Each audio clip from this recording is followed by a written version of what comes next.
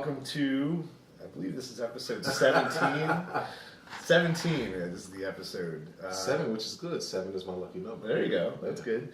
The Shooting the Breeze Sailing Podcast. I'm your host, Jeffrey Wettig, and I'm sitting here with Kamau. And I never got around to figuring out your last name. So. It's Kamau Ayandatayero. Ayandatayero. Ayandatayero, yep. Okay, that's good. And his daughter is filming us on the phone, so she's going to be sitting propped up with her, her arms are probably going to fall asleep for about 5 minutes. She's a teenager. She's got boundless energy. Right. That's cool. All right, we're sitting in Kamau's house, and we're going to talk sailing for a while here.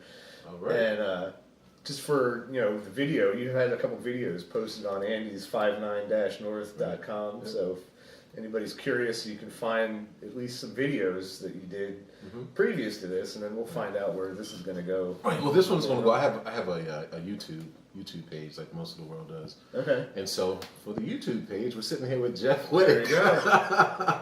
Of the Escape Pods? TheEscapePods.com. Right.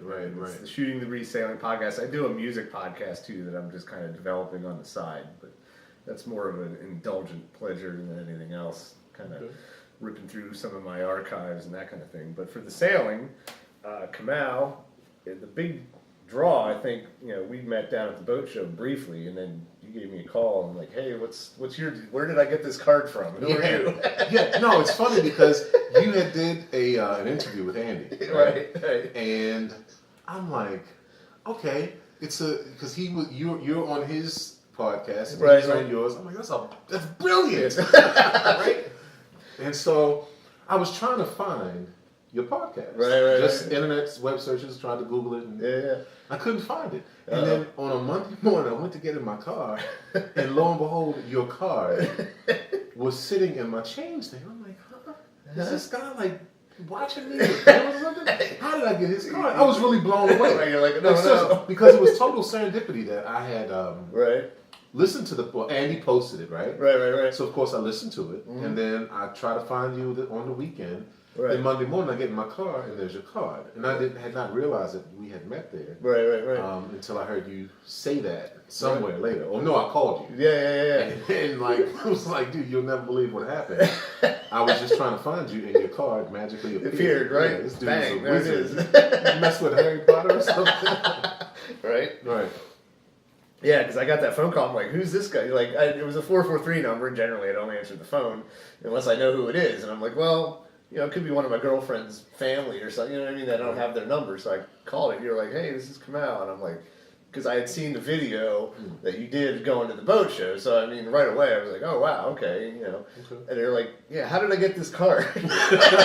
Yeah. I'm like, oh, I met you. And you're like, where? So, were we both trying to talk to the Shards? I think so. Like, I came up, what happened was, and, Andy won't probably publicize it, but halfway through his seminar there. The power went out. Well, not only that, prior to that, when he took the break, the reason he took the break is because his SD card ran out on his recorder. Okay. So immediately he said, "Oh, we're going to take a break," and he called me up and he's like, "Hey, can I borrow your SD card?" So I gave it to him and he recorded the rest of it on my SD card.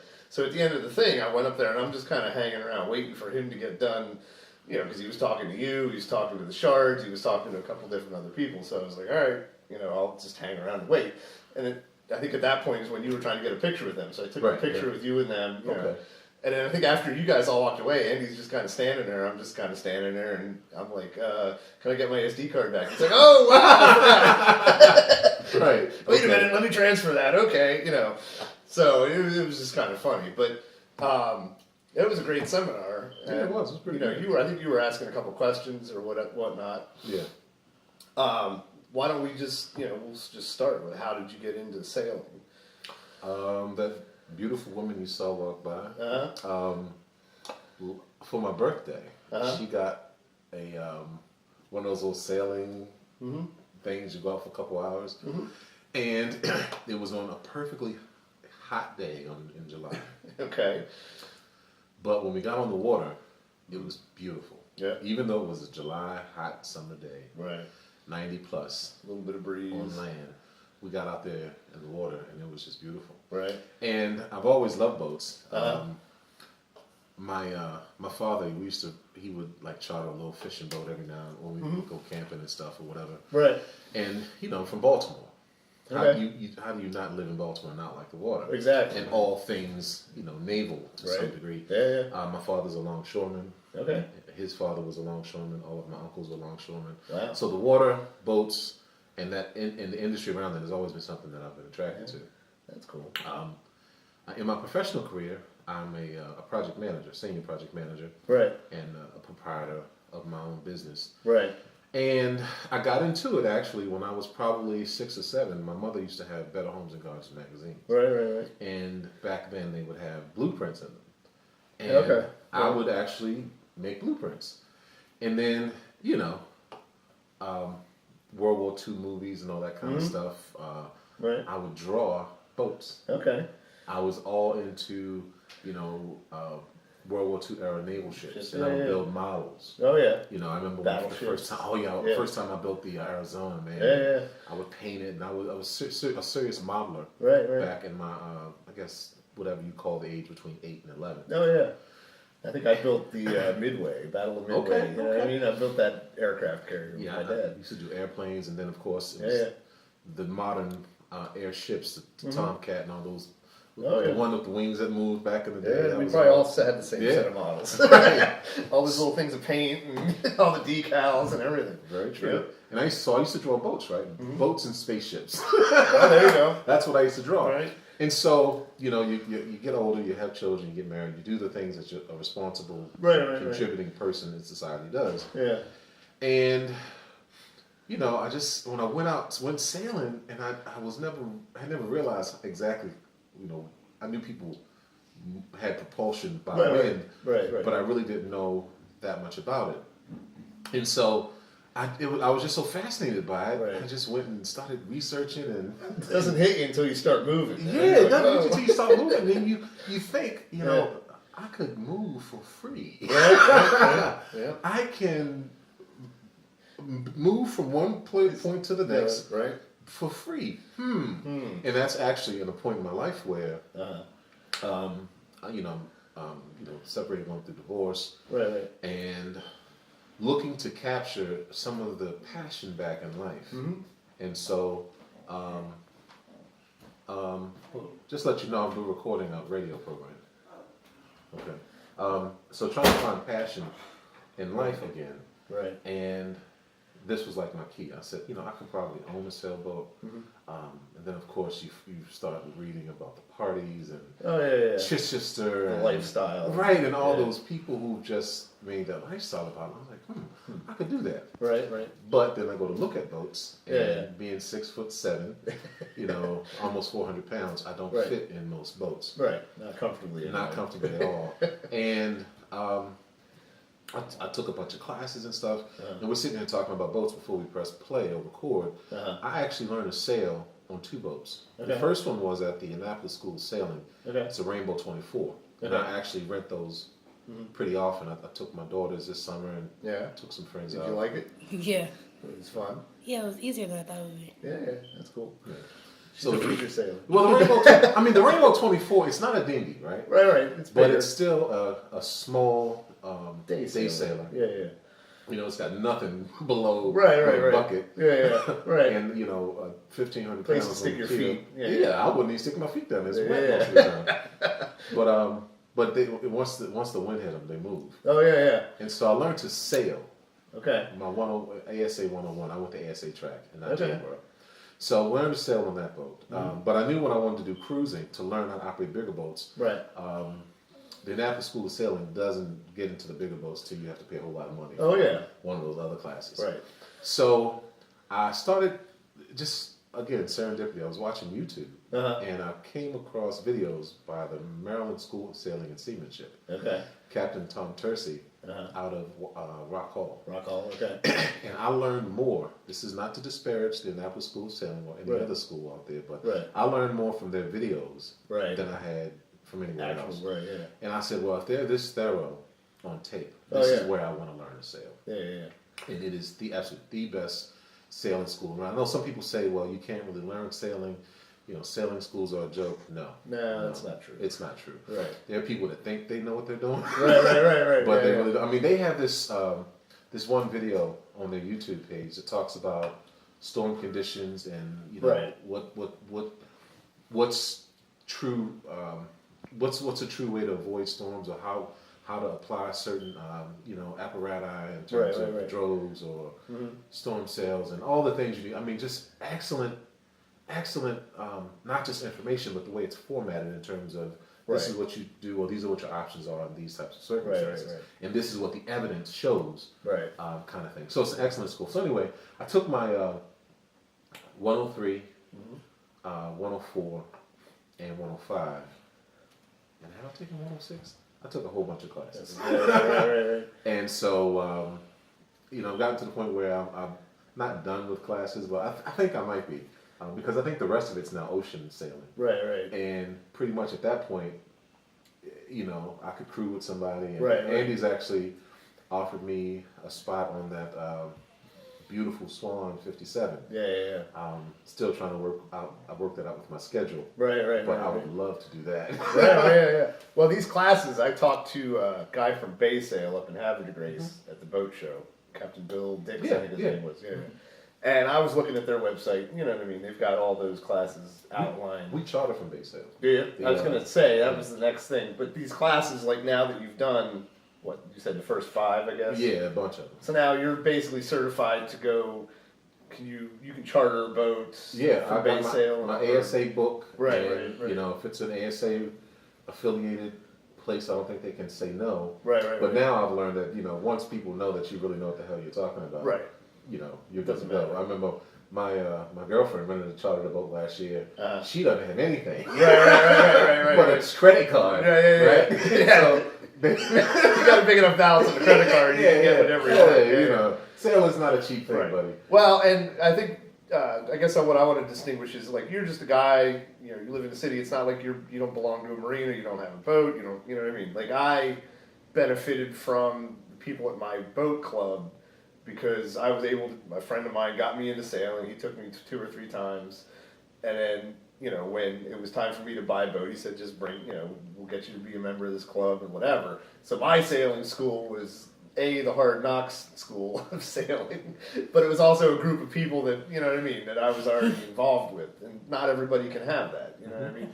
So that's where it's nice to know that anybody can just go, all right, this is what I want to do, here are my goals, and there's a way for them to go do it at these American sailing schools. And there's there's ones in Annapolis, there's Havre de Grace, there's Rock Hall, all that kind of stuff. What are you gonna sneeze? Go ahead, just do it. Say whatever. I've been hacking, coughing, and sneezing for the last 3 months, so don't worry about it. Well, it's funny because even though I took the classes and I'm certified through ASA, things always go in separate branches. So actually, I had just Googled sailing clubs in Baltimore after that initial one, and I found an African American sailing club called the Universal Sailing Club here in Baltimore. Wow. And it's actually Annapolis and Baltimore. The Commandant lives in Baltimore. And, I don't know what you call it. The fleet captain lives in Annapolis, and he has a brand new 2012 Jeanneau 379. Nice boat. Oh yeah. And so anyway, I hooked up with those guys, and there are lots of sailors there that then you have that community to reinforce. As a matter of fact, I've only been sailing for 2 seasons. And I've already probably logged more, I'm not gonna say credentials or hours than a lot of other members of the sailing club. Just because of the passion and fervor that I've tapped it with. Right. That's cool. Do they have a physical presence, or are they just kind of like at a? They don't have a clubhouse. Brick and mortar. Right. No, they meet out of. What's the marina downtown in Canton? Can't remember. But we have our meetings down there. Like I said again, the fleet captain, he's a really nice house. Right off of the South River in Annapolis. Right. I don't even want to ask. Well, but sailing's full of affluent folks. Right. I think what I always try and do is not differentiate between that, but it doesn't matter how much money you've got. you're all about sailing. Right. You know what I mean? And the great thing about any kind of club like that, you get a group of people together, and that's all they want to do is talk about sailing, tell stories, war stories, you know what I mean, fish stories, whatever kind of stories you want. Right. And that would be, I would say if you want to get into sailing, definitely get into the schools and that kind of thing, but, don't be afraid to go ask around for boat clubs, or, marinas, they're all about the money and storage and all that kind of thing, but, there's social members that we have that just come in that don't have boats. There's different levels of membership for all these clubs and yacht clubs and boat clubs, whatever you want to call them. So, it's great that you were able to find that, because now, obviously you can be crew with these people. You know what I mean? Do you get invitations to go crew all the time? Yeah, there's lots of people because it seems like people always want to sail, but most people have to work. Are you okay? Sneeze. Just do it. You can press pause and go take care of yourself. Yeah, that's all right. But so that's been my experience with it. What about you? What's the name of the club again? Universal Sailing Club. Universal Sailing Club.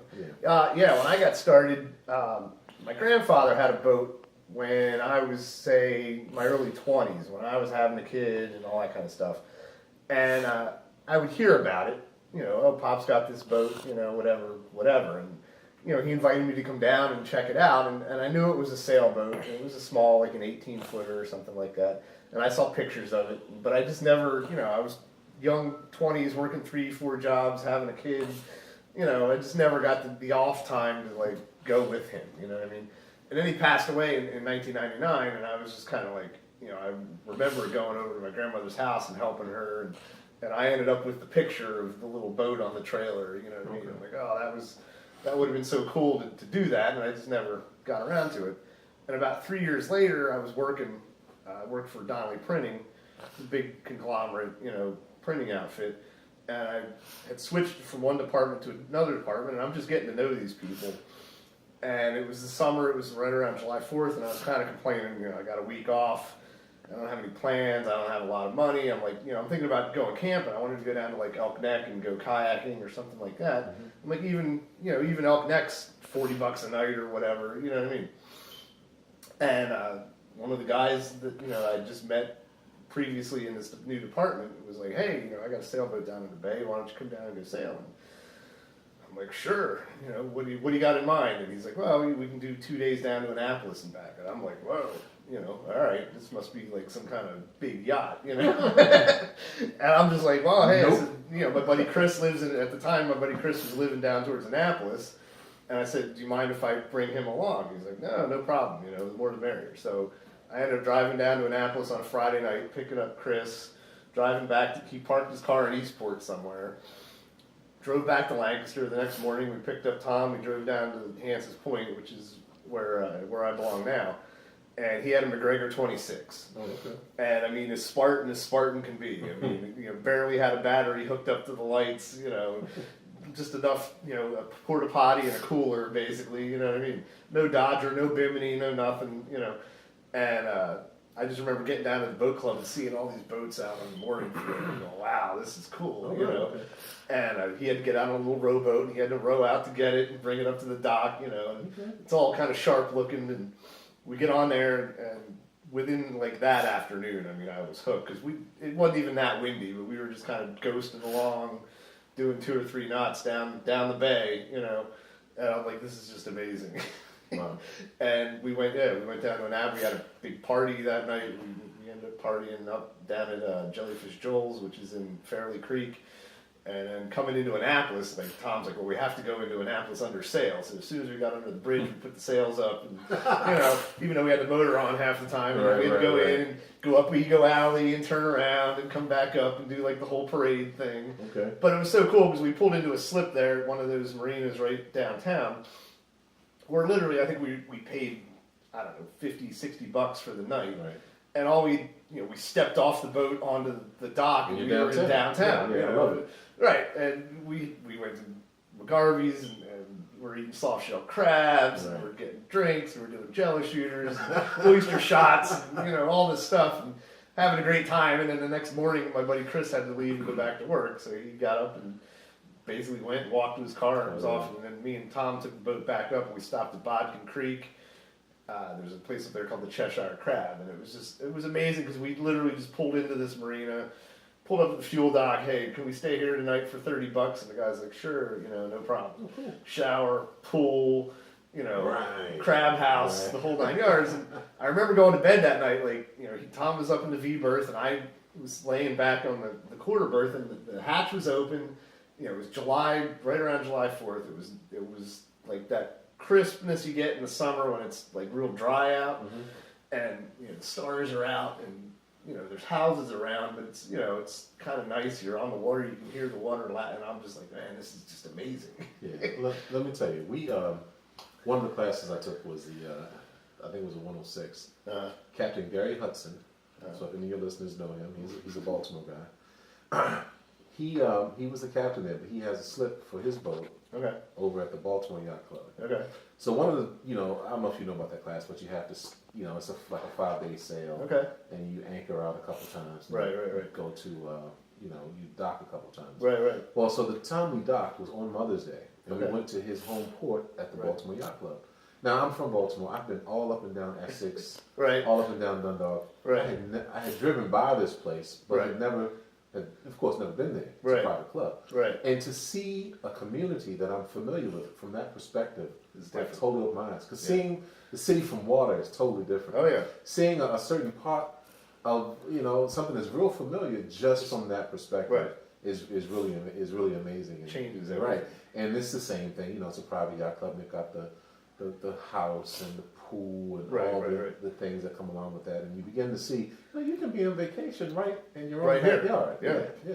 No doubt. And that was one of the first things that trip, that first night, we pulled into Fairleigh and literally, I think we told this story on episode 10 because we pulled around behind the bar and actually made the mistake of tying to a tree in the shallows because it was a McGregor 26. It only drafted like 18 inches. Right. You know what I mean? So we pulled it right up to where the back of the boat was almost hitting bottom, and we tied to a tree, and then we would jump off, walk through the water like 15 feet, and then go to the bar. Well, that night, we walked up to the restaurant, and we're sitting there at the bar, and there's a guy, gentleman in his 60s, Rolex, the whole 9 yards, and we just start talking, and he's like, well, how did you get here? We're like, oh, we're on my buddy's sailboat. He's like, oh, I've got a 45-foot whatever, and this guy is upper crust. He's got the best of everything, but all he wants to do is talk about sailing. We're on a bunch of scrungy drunks on a 26. You know what I mean? That barely has a car battery hooked up to anything, but he doesn't care. You know what I mean? It melts away any of those lines. Right. You know what I mean?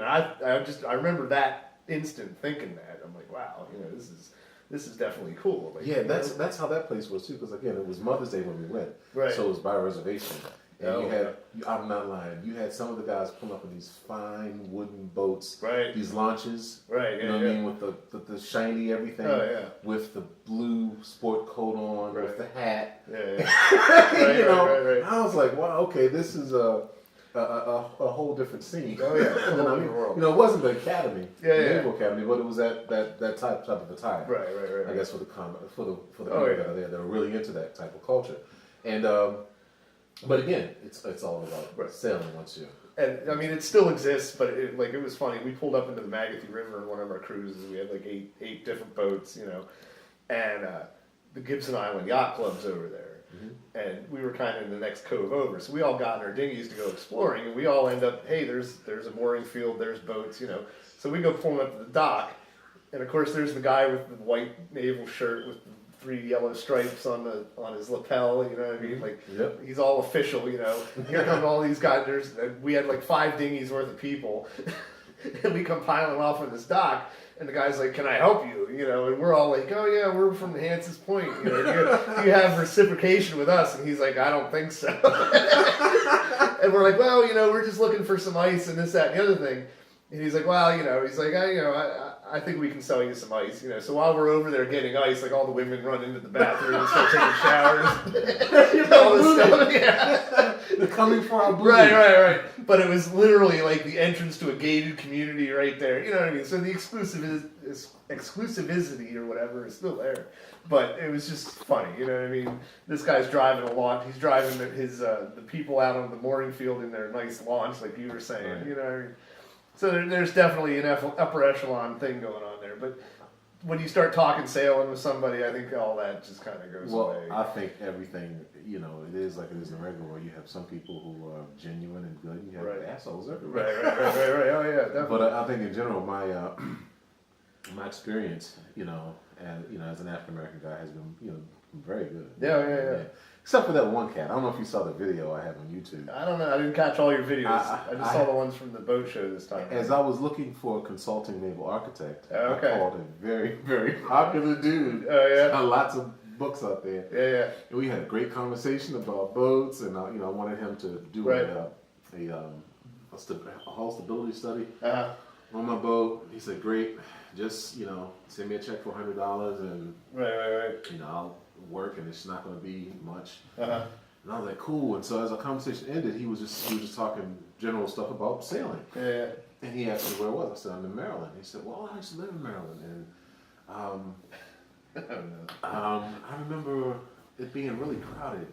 It's like, I remember going to the movies one time, and I wanted to sit in the balcony, but the balcony was for black people only, and I don't like black people. And so I was one like thinking, do I sound like a white guy? Yeah. Like, okay. And two, like, dude, you're stupid.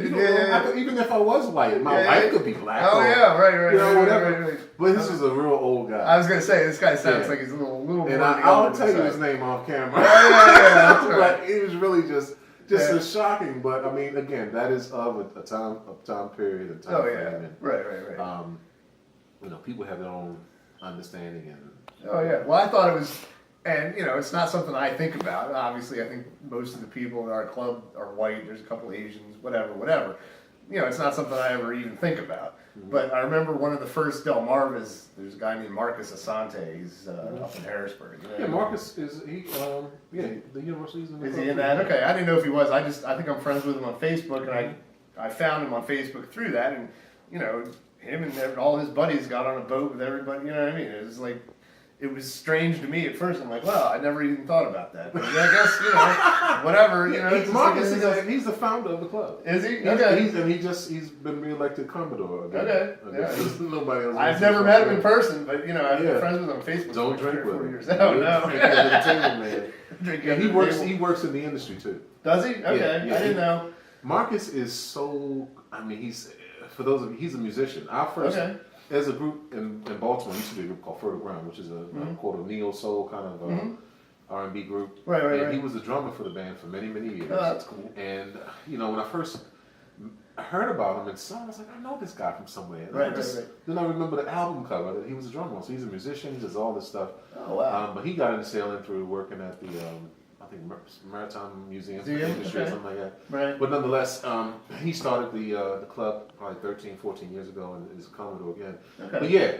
But really cool guy, really knowledgeable. He works for, I forget the name of the marina, but it's in, in Annapolis, the river that goes downtown, or the branch of it that goes downtown to Eagle Alley, right? Yeah. And then you have the other side of Eastport. What is that? Back Creek or something? Back Creek. Yeah. He works for a company back there that does everything in the boats, electronics, whole work. So he actually works in the industry. So he's a good resource if you ever need to find somebody to do something that you don't. Maybe he'll give me a job someday. Yeah, he's an amazing resource, and he's all about sailing. Cool. Yeah, sometimes I'm like, Marcus, can we talk about football? Anything but. Yeah. Cool. Well, I was going to ask, what I wanted to ask is, like, when you were taking these classes, because you were new to sailing, I mean, basically still, you're second year into it, right? Right. So you took all those classes in like 2 seasons. That's a lot. That's actually a lot of sailing. You know what I mean? Yeah. Because it took me 4 months, 3 months before I ever took my boat out by myself.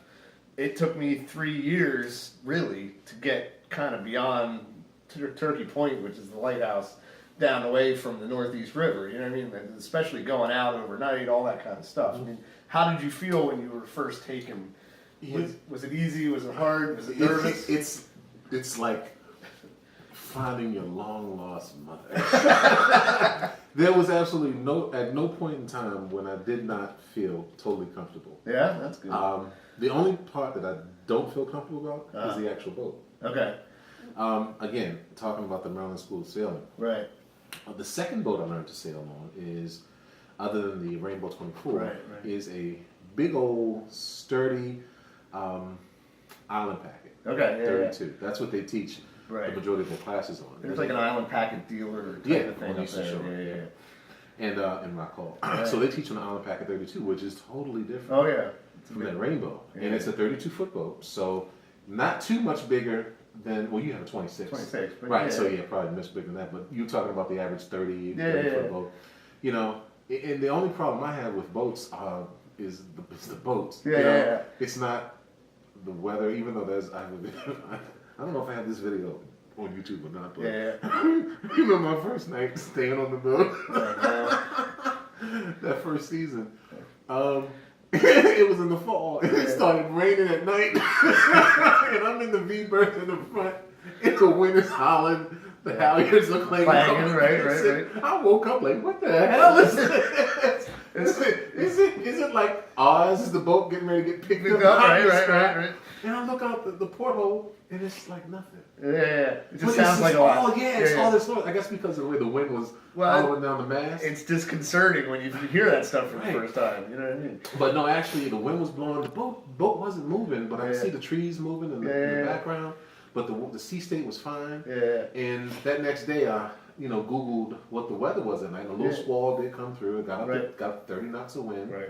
So what I heard was real, but it was just becoming familiar with the sounds of the boat when you're sleeping. So, that was funny as hell, I thought. I'm looking for Armageddon outside. It's like nothing at all. I remember my old girlfriend, when she first came down, we spent the night on my buddy's boat, which was a Catalina 25.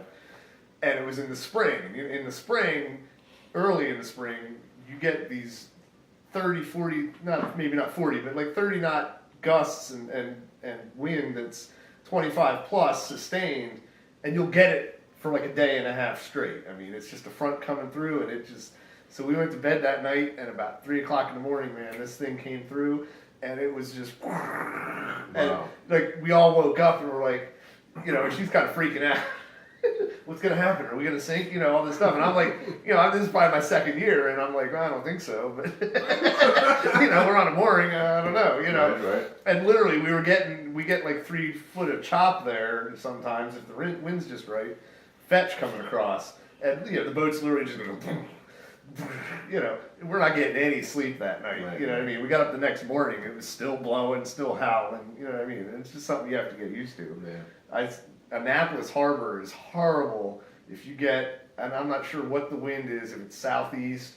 If you get a good wind coming in that Severn River, southeast, it'll come up and it'll bounce in, and that whole basin just gets choppy. It can come from the north, east, west, whatever, a different wind, and it'll be calm as anything. But I've spent many a night in that outside part of the harbor where, I mean, literally, we were just... I mean, it makes sense, if you think about it, because the Severn River runs, northeast northwest to southeast. Yeah. So if you get a good southeasterly coming up there, it's going to push like a storm surge, and that water's going to bounce around on the tributary. So, I mean, that kind of makes sense there. That's... Excuse me, that's very nerve-wracking when you're in there, because you're like, are your lines going to hold, Yeah, I can imagine. Is your sail going to stay, looped together or whatever, But, I mean, with regard to ever feeling, scared or nothing like that, there's never anything like that. My first season soloing, because up until this year, everything's been with crew or on one of the classes with a captain. Right. This year I started chartering on my own, and my lady friend, she chartered a boat for me, a surprise. Oh, that's on the 4th of July. Yeah. Now the 4th of July was right after a hurricane had come up, and so it was blowing 30. It was pretty windy. It was blowing 30, 31 Yeah. most of the day, and we went out, and I rented this. She had gotten it from South River Boat Rentals, and they have old boats, right? Right. It's basically party boats. Right. And so me and my friends are going out, and we're going out in 30 knots. So for a second there, I thought, like, this is the biggest wind I've ever sailed in. Right. I've been in, you know, like I said, it was in wind before, but we were anchored or Right. in the dock, or with another captain. Right. So I thought about it for a second. Okay, what do I need to do? And then Yeah. I fall back on my training. Right. And so the guy at the boat said, "You'll have no problem. Just use head sail alone. You won't need your mainsail up at all today." Yeah. So we were getting it. We were heading down the South River, Uh-huh. heading out into the bay. Right. And the limit for the day from the charter company was the lighthouse, Okay. Thomas Point Lighthouse. Right. And so, you know, we go down the South River. We're getting wind from where's the wind coming from? We're probably on a beam reach, sort of. The price. Well, A little bit further forward of a beam reach, but because the wind was probably blowing from the south, a little bit from the southeast. Yeah. But so we cross the breakwaters, getting into the bay, right? Right. And the sea state totally changes. Oh, It gets rough and choppy. Right. And so we come down and then we tack to port, and we're trying to cut across the chop, get into the bay to head to the Thomas Point Light. Right. And it's like a rodeo. It's up and down and right, up. right. I'm loving it. Yeah. The boat's heeling a little bit. Right. I'm loving this, right? Yeah. And then I turn around and I look at all my friends on the boat. Yeah. And they're not loving it. Yeah. They're not loving it so much, right? I'm like, shit. I gotta be responsible. Yeah. I have to care about my crew. Yeah. He gets first. Yeah. Oh well, no more fun. Yeah. So the guy that was humming at the time, a friend of mine, I told him to tack the boat around, and we're gonna go back into the river. Yeah. So, he tacks the boat, he turns the boat to port, Right. trying to get back into the river, Yeah. and we're not getting back into Uh-oh. because the river's flowing down. Yeah, We're not right, getting back. right. We're not getting back. So I said, okay, let's turn the engine on. So he turns the engine on, Yeah. and we're not making. We may be moving a half a knot and making way. Right. So I'm like, uh-oh. Okay. Gotta freak you out. Fall back to training. What do we do? Yeah. I roll on the head sail, I fall off the wind, Yeah. and I cut across. Instead of trying to head right back up, I cut Right. across, you know. And the thing about it is, I didn't get scared. Right. That's Right. good. I didn't let anybody else know that there may be a problem. Right. Even though there wasn't a problem. Because the thing about that is using a charter boat, it could be a piece of crap. Yeah. And You don't know. It's not your you don't fault. know. And I do have my reservations about some charter companies that don't take care of their stuff. But Right. not saying that's what happened there. But basically, I cut across the wind Uh, and tried to put the wind on the aft quarter and Right, skirted back and got back into the river. It was much more calm. yeah. Didn't That's a really- pretty wide open river, so you can kind of play around. Yeah, you could play around there. Nobody threw up. Yeah. It was early in the season, July. There wasn't too many crab pots out, so Right, too much to worry about. Yeah. But it was just at that instance, I said, you know what? It came naturally. Oh yeah. That's good. You know, how to assess what's going on Yeah. and how to solve the problem. Yeah. You know what I mean? Yeah. And I took the boat back in, and we had a good rest of the Good afternoon. time. Yeah. Right, and it helped to build the confidence. Right. It was 30, I think it was 29-31 that day. Right. Right. Yeah, and my friend Tom always told me before I bought my own boat, he's like, you can sniff the wind, you know where it's coming, you know what to do, you know what I mean? I was like, all right. And then when I got my boat the first time, like I said, it took me about 3 months till I have to learn how to do this stuff on my own. You know, I got to let go of the mooring lines, and I just have to go do it. You know what I mean? And I was nothing but a ball of butterflies. You know what I mean? And I think I've said this before in a podcast. I mean, literally, it took me probably 4 or 5 years till I was confident. You know what I mean? And I had to go through all the, you have to go through some kind of storm, you have to go through when things aren't working right, you got to go through when things break, you know what I mean, until you kind of earn that confidence. But once you get a sniff of it, you know, and especially if you've been trained, you know, like I've never taken a sailing class, so you've probably gotten exposed to a whole lot more in 2 years than I ever did in the first 5 years. You make know up what I mean? for it with the experience. Right. It just takes a little longer to get into those situations and then have your friends around. Like when the first storm was coming on us, we were coming up the Northeast River, and a storm had gone right to our north. Like literally, the rain was like a mile ahead of us, and we got a little gust of wind, and that was about it. But by this time, we were motoring up the channel. Well, here comes the next one. You can see it. You know what I mean? You get on radar, and it's like, oop, uh-oh. Like, we're not going to make it back in time, so we're going to have to deal with this. And basically, I got on the radio to my friends. I'm like, all right, what's the plan? What do we do? this is my first storm. And they're like, well, all right, just when the wind gets too bad, turn into it, keep your motor running, and just try and don't get too much ahead of yourself, because the channel's really only half mile or a quarter mile wide there. So you can't just indefinitely run into the wind. You have to kind of gauge where you're going. And, you know, you can see the wind line coming across. Here it comes, here it comes, here it comes. And we're going this way. So it's like, once the wind hit, and it was enough that it was pushing me off, and I couldn't compensate for it, it was like, okay, gun the motor, get turned into the wind, and then there was a float. Somebody had a trap out or something, and I remember watching that float, and it fogged in to the point where I couldn't really see. I could barely see the guys next to me, and I mean, I was soaked in the first half a second because I don't have a Dodger or anything. So I had to take my glasses off. I put my bell out so I could ring it in the fog. You know what I mean? And I'm just holding it. I'm watching this float. And for the next 20 minutes, I was just kind of keeping an eye on this float. And at one point, I got distracted and the boat blew sideways. And I'm like, uh-oh, all right. Got it, get it back in, you know what I mean? And luckily, there wasn't a whole lot of lightning. And literally, the high wind lasted like 15 minutes tops. And then the rain dissipated, the fog cleared away, and it was a nice, beautiful day again. Was the channel wide enough to heat you in, or was it too? It was too tight. Yeah, we were already close to the shore on the windward side, or whatever. We were close. The wind was coming this way. We were going that way. If we would have gotten blown in, so yeah, we had to kind of keep watch. So I mean, that was after I did that, and of course my friend, you know, Robert's like, "You think that was a thunderstorm?" Oh, really? And I'm like, "Wow, that was pretty gnarly." He's like, "That wasn't a thunderstorm." And I'm like, "Okay." If you say so, yeah. If you say so, right.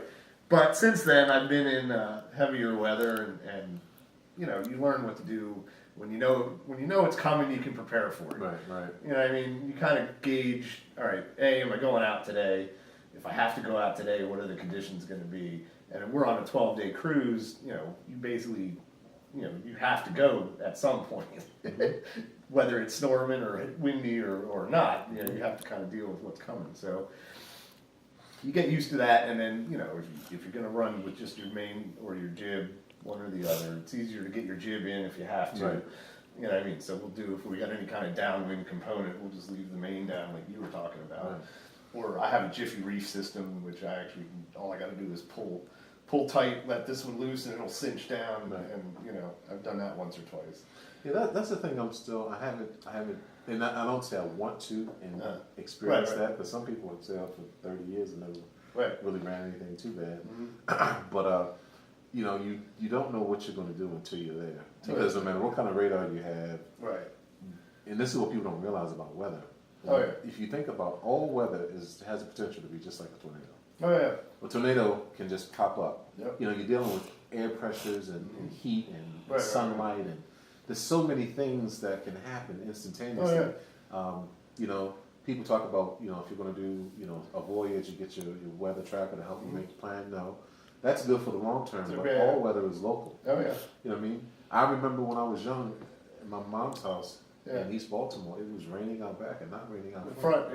I mean, a regular 30-foot row hop, you know. Weather is really local, and you got to learn how to handle it. Yeah, I remember we were sitting in Cara Cove, which is just, you know, it's literally a half an hour or 45 minutes from our club on a sailboat when you're running the motor. So I remember sitting there, we were anchored up, I had a friend with a pontoon boat, you know, it's like, we're just sitting there enjoying a couple drinks, whatever, you know, not planning on anything. And I remember I got a phone call from a buddy of mine who sailed, who was at home, and he's like, "Hey, are you on the water?" I'm like, "Yeah, why?" He's like, "Where are you at?" And I said, "Cara Cove, we're anchored up, having a couple beers, you know." And he's like, "You better get home. You got a storm coming." And I'm like, looking around, you know, I don't see anything. And at that point, this was probably like 2006. I didn't have a phone with like the internet and everything on it, you know what I mean? So I'm just kind of like, okay, you know. So I hung up with him, and I announced to my buddy on the pontoon boat, I'm like, "Hey, you know, apparently there's a big storm coming. We're supposed to, you know, hightail it back, you know." So literally, we just pull up anchor, we start heading back, and you know, he's on a pontoon boat. It takes him 10 minutes to get back. He's fine, you know what I mean? I'm coming around the bend. I got another 10 minutes to go, and here it comes, and it's coming hard, you know what I mean? And I'm just like, oh my god. And I remember getting like the first loop on my mooring ball, and that was it. You know what I mean? It was just hell breaking loose all over the place. Literally 40 minutes and it was completely different. You know what I mean? And then that blew through. Half an hour later, the sun came out. Everything was fine. You know, my buddy got back in his pontoon boat. He went back out. You know, Right. I'm like, nah, I'm gonna stay put. I think I'm done. You gotta know how to adapt to situations. Again, we're swapping stories. I'll tell you. Yeah. I'll tell you a story. This year, we made a bunch of friends chartered a boat, and we went out and we sailed down to Annapolis, and we were going to anchor out in the South Anchorage, Right. and call up the Water taxi to come, go to Pusser's, drink and eat. Right. So we get to the South Anchorage, and there's like 2-3 boats there, not a lot at that point in time. Right. So we're around, figure out what was going to anchor, motored up, drop the hook, went to put the boat in reverse. There's no reverse. Oh no. Right. The sails are down. Right. So here I am at the mercy of whatever the hell is going to happen. Yeah. With trying to float around this anchor. Yeah. And so basically what I did, I just felt where the wind was, like instantaneously, to try to control the rudder, to try to get the boat to fall back. And it worked. I ended up floating around the anchor once, but then got it to fall back, and the hook set. And I looked at the boats around me, saw where it was and what was going on, and everything worked out. So it's not, it's maintaining a calm head, not freaking out when something that you're used to doesn't work. Now, like the parties would say, "Oh, you don't need an engine anchor anyway." But we like to put that hook down, let it set, and yank on it to make sure we're good. Well, this summer I was out my week cruise, and we went to Bodkin Creek again, and we dropped anchor. I went over to my buddy. It was me and my buddy Tom. He has a 30-foot Bristol. I went over to his boat. We had lunch. What channel cut? It's not a channel cut. It's just a Bristol 29.9. Okay. But it's built by Bristol, so it's got all the nice wood and everything. Oh yeah, that's what I was thinking about. Yeah. So I went over to his boat, had lunch. We're drinking a couple beers, playing guitar. And it was kind of cloudy, but we knew something was coming. So, I felt the first rain drop, and I'm like, all right, now we've been sitting there for 3 hours. You know what I mean? My boat's over here, his is over there. We're both on anchor. So I get in my dinghy, I go back to my boat, and I'm down below, and I'm screwing around, and I hear on the radio like 5 minutes later, he's like, dude.